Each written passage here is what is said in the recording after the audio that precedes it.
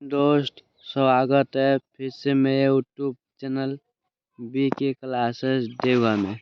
तो देखिए दोस्तों, आज हम लोग पढ़ेंगे क्लास 12 का हिस्ट्री दोस्तों, इतिहास chapter 1 VVI notes question answer है दोस्तों। देखिए दोस्तों, मेरे चैनल पहली बार है दोस्तों, मेरे चैनल को सब्सक्राइब कर लीजिए और वीडियो दोस्तों अंत तक देखिए ताकि मेरे चैनल से कुछ सीख पाए दोस्तों।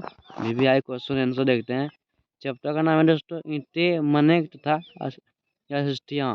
हड़प्पा सभ्यता दोस्तों। देखिए क्वेश्चन नंबर 1, हड़प्पा मुहर किससे बनाई गई है?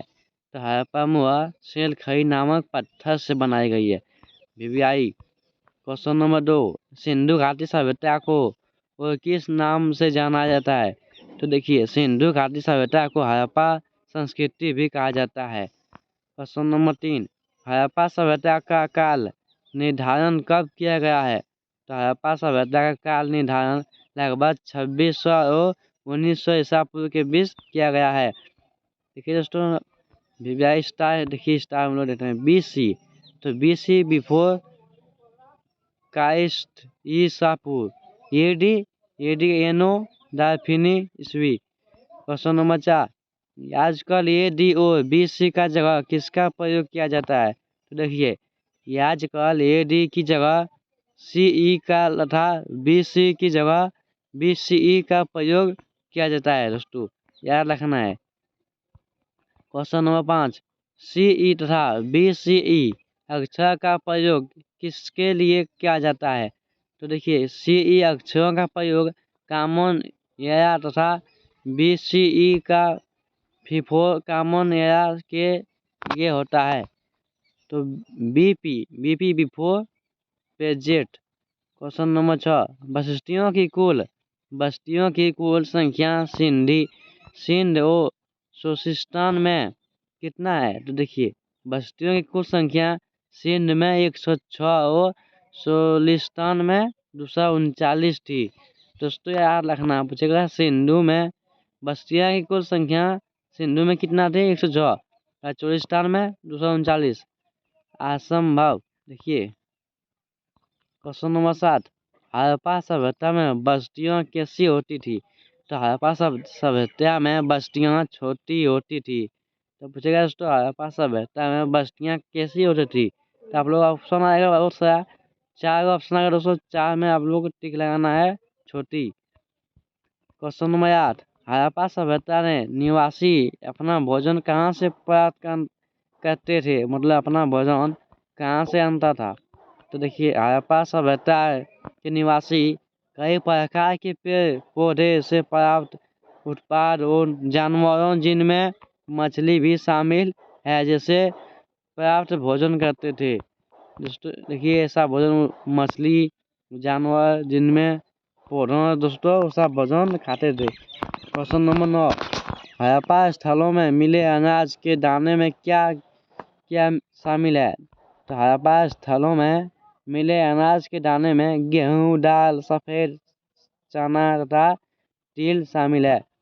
दोस्तों पूछेगा कितना शामिल था? 1 2 3 4 शामिल था दोस्तों। पूछेगा नाम बताइए। तो गेहूं, दाल, सफेद चना। पूछेगा चना कौन था? तो सफेद चना था, याद रखना। क्वेश्चन नंबर 10, गुजरात के स्थलों से किसके दाने प्राप्त हुए थे? तो बाजरे के दाने गुजरात के स्थलों से प्राप्त हुए थे, बाजरे दोस्तों। क्वेश्चन नंबर 11, हड़प्पा स्थलों में मिली जानवर की हड्डियां में क्या क्या शामिल है? तो हड़प्पा स्थलों में मिली जानवर की हड्डियों में मत्स्यिका, भेड़, बकरी, भैंस तथा सुअर की हड्डियां शामिल है। दोस्तों पूछेगा कि कौन कौन जानवर का हड्डियां शामिल था? दोस्तों भेड़, बकरी, भैंस तथा सुअर की। जंगली प्रजातियां बोहा, सुअर, हिरण तथा हड्डिया की हड्डियां भी मिली है। मछली तथा पक्षियों की हड्डियां भी मिली है। क्वेश्चन नंबर 12, हड़प्पा सभ्यता में खेत जोतने के लिए किसका प्रयोग होता था? तो हड़प्पा सभ्यता में खेत जोतने के लिए बैलों का प्रयोग किया जाता था। दोस्तों पूछेगा, हड़प्पा सभ्यता में खेत जोतने से किसका प्रयोग किया था? तो बैल का। क्वेश्चन नंबर 13, जुटे हुए खेत के साक्ष कहाँ मिला है? तो कालीबंगाल राजस्थान नामक स्थान पर जुटे हुए खेत का साक्ष्य मिला है। तो क्या मिला था दोस्तों? कालीबंगाल। राज्य का नाम बताएं, राजस्थान। क्वेश्चन नंबर 14, धौलावीरा के नाम से किसको जानते हैं? तो सिंधु सभ्यता का सबसे सुंदर नगर भी माना जाता है। यह गुजरात में स्थित है। तो पूछेगा दोस्तों, धौलावीरा कहाँ स्थित है? तो गुजरात में।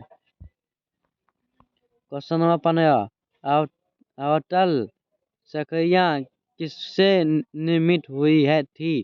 तो देखिए, अवतल चक्रियाँ बड़ी संख्या में मिली है। ये चक्रियाँ स्थूल कठोर कंकरलें एंगेंजा अथवा बलुआ पत्थर से निर्मित थी। देखिए तो स्टार में देखते हैं, दो मुख्य प्रकार की चक्रियाँ मिली है। एक वे है जिन पर एक दूसरा छोटा पत्थर आगे पीछे चलाया जाता था, जिसके निचला पत्थर खोखला हो गया था। जड़ी बूटियां तथा मसालों को कूटने के लिए क्या जाता था? इन दूसरे प्रकार के पत्थरों को सिमुको द्वारा सालन पत्थर का नाम दिया गया है। देखिए, मोहनजोदड़ो एक नियोजित शहरी केंद्र पढ़ेंगे दोस्तों।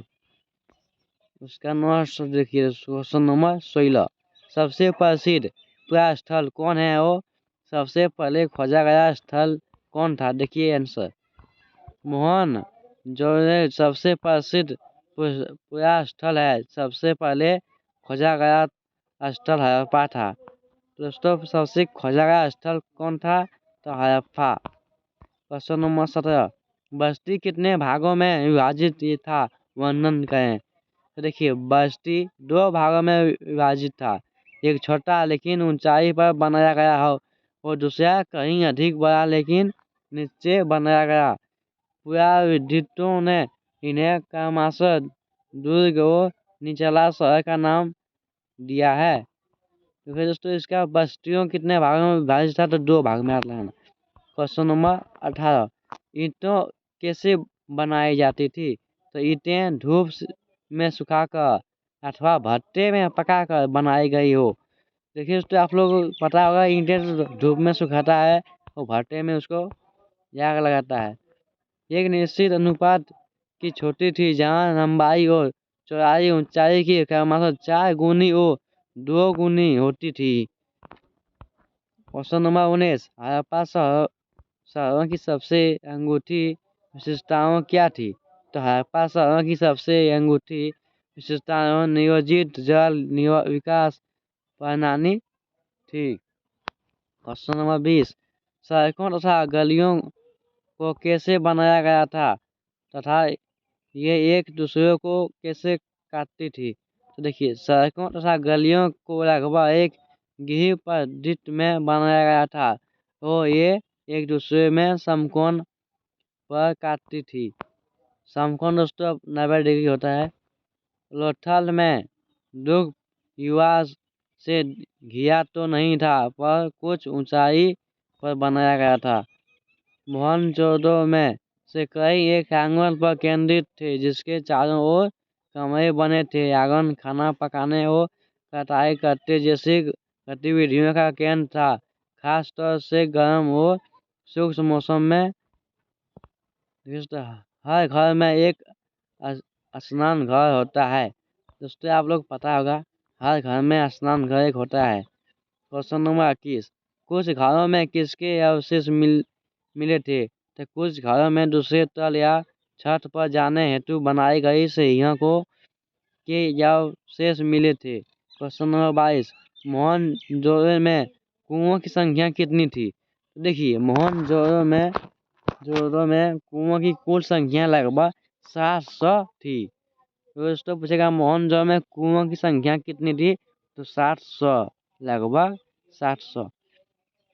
क्वेश्चन नंबर 23, दुर्ग में सार्वजनिक प्रयोजनों के लिए क्या क्या मिलता है? तो देखिए, दुर्ग में सार्वजनिक प्रयोजनों के लिए माल गोदाम और विशाल स्थान मिलता है। क्वेश्चन नंबर 24 सार्वजनिक शवनागार का प्रयोग किसके लिए किया जाता है था? देखिए, सार्वजनिक शवनागार का प्रयोग किसी प्रकार की विशेष या अनुष्ठानिक स्थान में के लिए किया जाता था।